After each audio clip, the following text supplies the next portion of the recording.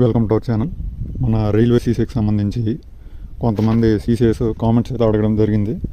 చాలామందికి ఈ డౌట్స్ అయితే ఉండడం జరిగింది చాలా రోజుల నుంచి. దానికోసము కొన్ని ఇంపార్టెంట్ కామెంట్స్ అయితే సెలెక్ట్ చేసుకొని వీడియో అయితే చేయడం జరుగుతుంది. కాబట్టి మనం ఇప్పుడు వాటి గురించి తెలుసుకుంటాం అనమాట. ఇక్కడ చూసుకున్నట్లయితే చాలా క్వశ్చన్స్ అయితే ఉన్నాయి. ఒక క్వశ్చన్ గురించి ఇప్పుడు తెలుసుకుందాం. అందులో కామెంట్ వచ్చేటప్పటికి స్కోర్ కార్డులో ఎన్ఏసీ మార్క్స్ యాడ్ చేస్తారని అడుగుతున్నారు. ఓకే, స్కోర్ కార్డులో ఎన్ఏసీ మార్కులు యాడ్ చేసేస్తారు. 2/3 సిబిటి, అలాగే ఎన్ఏసీ 1/3 రెండు కలిపిన తర్వాతే మన సీసీఎస్ స్కోర్ అనేది. అలాగే మనకి నార్మలైజేషన్ స్కోర్ ఉంటుంది కదా, అది సిబిటి ద్వారానే తీసుకుంటారు. అంటే నార్మలైజేషన్ ప్లస్ మీరు ఆ మార్క్స్ సిబిటీలో వచ్చినవే మీ ఫైనల్ సిబిటి. దాంట్లో 2/3 చేసిన తర్వాత ఎన్ఏసీ 1/3 చేసి మనకు ఫైనల్గా రిజల్ట్ డిక్లేర్ చేస్తారు. ఓకే, నార్మలైజ్డ్ స్కోర్ అని కిందటిసారి ఇవ్వడం జరిగింది కదా, అలా ఎందుకు ఇచ్చారో ఒకసారి మీకు ఇక్కడ నోటీస్ చూస్తే తెలిసిపోద్ది. కిందటిసారి 2019 నోటిఫికేషన్ 2022లో మనకి స్కోర్ కార్డు చూసేటప్పుడు ఒక నోటీస్ అయితే ఇచ్చారు. దానికి సంబంధించి ఇక్కడ చూడండి, మీ స్క్రీన్ మీద కనబడుతుంది. నేను ఎల్ఏలో ఒక పాయింట్ అనేది హైలైట్ చేశాను. ద నార్మలైజ్డ్ మార్క్స్ అంటే 2 పాయింట్స్ చూడండి. The normalised marks have been used to determine whether the candidate has scored minimum qualifying marks or not. అంటే మనకి UR40, okay, EWS 40, OBC NCL అంటే నాన్ క్రిమిలేరు 30, అలాగే SC 30, ST 30, ఈ విధంగా మనకి పీడబ్ల్యూబీడికి 2% అయినా రిలాక్సేషన్ కూడా ఇవ్వడం అయితే జరిగింది. ఈ మినిమం మార్క్స్ వస్తేనే మీరు అంటే నార్మలైజేషన్ తర్వాత మీకు అంటే మార్కులు లెక్కించడానికి అనేది వాళ్ళు పరిగణలోకి తీసుకుంటారు. ఒకవేళ ముందే మీరు నార్మలైజేషన్తో కలిసినా కూడా మీ కేటగిరీకి సంబంధించి 40 కానీ 30 కానీ తెచ్చుకోలేదు అనుకోండి, మీ కేటగిరీలు బట్టి, అలా తేకపోతే మాత్రం ముందులోనే మిమ్మల్ని రిమూవ్ చేస్తారనమాట. అంటే మీకు మార్కు లెక్కింపులో పరిగణించరనమాట. తర్వాత ఇవి మీరు క్రాస్ చేస్తేనే తర్వాత మీరు రేసులో ఉన్నారో లేదనేది తర్వాత అప్పుడు మీ స్కోర్ బట్టి డిసైడ్ అవుతుంది. ముందే మీరు దీన్ని దాటకపోతే మిమ్మల్ని ముందే రిమూవ్ చేయడం అయితే జరుగుతుంది. అలాగే చూడండి, మన సీసీఎస్కి చాలా బాగా చెప్పారు. Also for CCA candidate normalised marks have been used to give weightage to NCVT marks and therefore in their case merit would be decided by taking normalised marks into consideration. Okay, మనకి ఏవైతే CCA marks ఉన్నాయి కదా, అవి NCVT marks weightage ఇవ్వడం ద్వారా మీకు అనేది కనిపించడం జరుగుతుంది.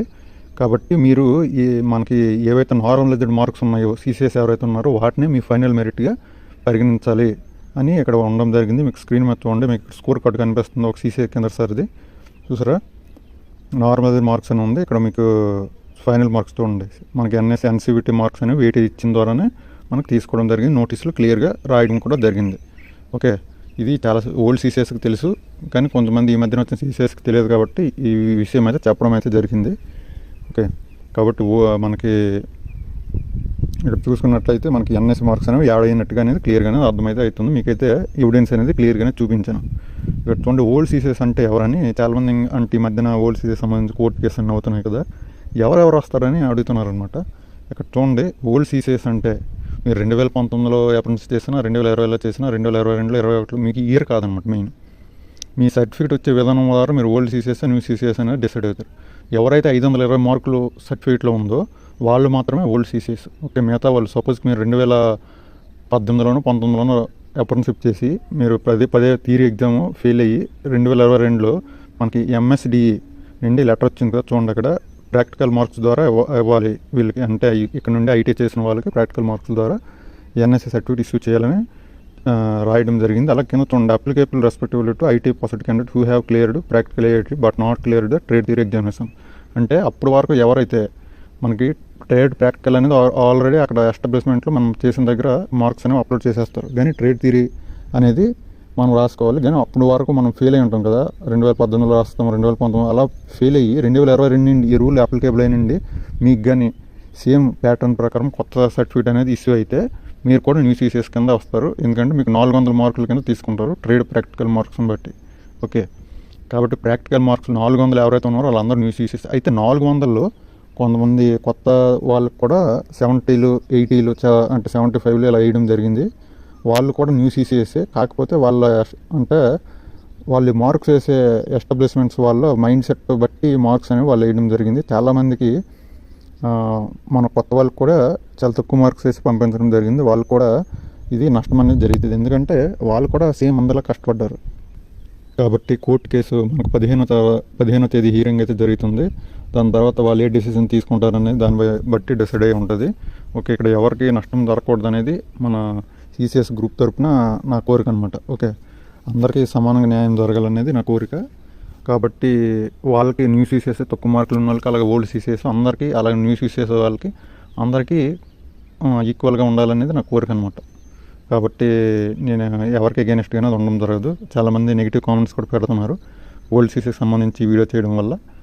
కాబట్టి ఈ చిన్న పాయింట్ అనేది చెప్పడం జరిగింది. ఓకే, అందరికీ ఈక్వల్గా ఉండదు మన సిసిఎస్ ఛానల్ కాబట్టి. అలాగే మనకి ఇంకొద్దిమంది అడుగుతున్నారు, మనకి ఇప్పుడు ఏవైతే రా వచ్చాయి కదా, మనకు ప్రజెంట్ ఎగ్జామ్ రాసిన తర్వాత ఇంకా రిజల్ట్ రాలేదు, మనకి రా ప్లస్ ఎన్ఎస్ కలిపితే ఉన్న మార్కులు వస్తాయి కదా. చాలామంది ఏంటంటే నార్మలైజేషన్ మార్కుల తర్వాత మనకి సిబిటి మార్కులు కలుస్తాయి కదా అని అడుగుతున్నారు. అవును, కలుస్తాయి. అలాగే ఇంకొద్దిమంది ఏంటంటున్నారంటే మనకు నార్మలైజేషన్లో ఉన్న సిబిటి మార్కులు అంటే తగ్గుతాయి అని అడుగుతున్నారు. ఎస్, తగ్గుతాయి. వాళ్ళు రైల్వే వాళ్ళ నార్మలైజేషన్ ప్యాటర్న్లోనే క్లియర్ కూడా రాశారు. ఓకే, ఒకప్పుడు మనకి ఒకటి రిలీజ్ అనేది చేయడం జరిగింది. నాకు ఆ పీడిఎఫ్ అయితే కరెక్ట్గా దొరకలేదు అంటే వీడియో చేసే నాటికి. దానివల్ల నేను డిస్ప్లే చేయలేకపోతున్నాను. కానీ కిందటిసారి ఏఎల్పి అలాగే నాకు రీసెంట్గా నాకు తెలిసిన కొద్దిమందికి 4 మార్క్స్ 3 మార్క్స్ ఉన్న మార్కులు కూడా తగ్గిపోవడం జరిగింది నార్మలైజేషన్ తర్వాత. ఓకే, సపోజ్ మీకు 40 వచ్చాయి అనుకోండి, మీది చాలా ఈజీ షిఫ్ట్. మీ అంటే మీరు ఓవరాల్గా అందరినీ ఒక దగ్గర పెట్టినప్పుడు స్టాటిస్టికల్గా మీకు లెక్క ప్రకారము తగ్గిపోయే అవకాశం అయితే ఉంది. ఓకే, అంటే మీరు రాసిన ఎగ్జామ్ దీన్ని బట్టి అన్నిటి మీద డిపెండ్ అయి ఉంటుంది అనమాట. చాలా డిపెండ్ అయి ఉంటుంది. వాటన్నిటి బట్టి మీకు తగ్గొచ్చు, అలాగే చాలా పెరగచ్చు, కొద్దిగా పెరగచ్చు, ఏమీ పెరగకపోవచ్చు కూడా అని అనుకుంటుంటాం. హార్డ్ షిఫ్ట్ ఈజీ షిఫ్ట్ అనేది మనకి ఈ ఆన్లైన్ వాళ్ళు ఇచ్చిన దాన్ని బట్టి ఇప్పుడు డిసైడ్ అవ్వకూడదు. రియల్ క్యాండిడేట్స్ అనేవి సిబిటి మనకి రైల్వే కండక్ట్ చేసింది, వాళ్ళ దగ్గర మార్క్స్ అనేవి ఉంటాయి.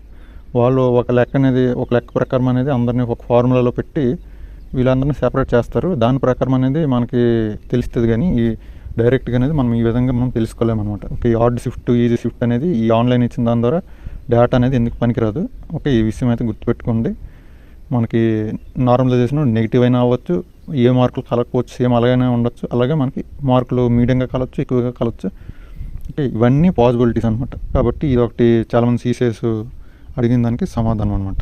ఓకే, ఇదనమాట ఈ వీడియో. వీడియోని అయితే తప్పకుండా లైక్ చేయండి. అలాగే మన ఛానల్ని ఇప్పుడు సబ్స్క్రైబ్ చేయకపోతే సబ్స్క్రైబ్ చేయండి.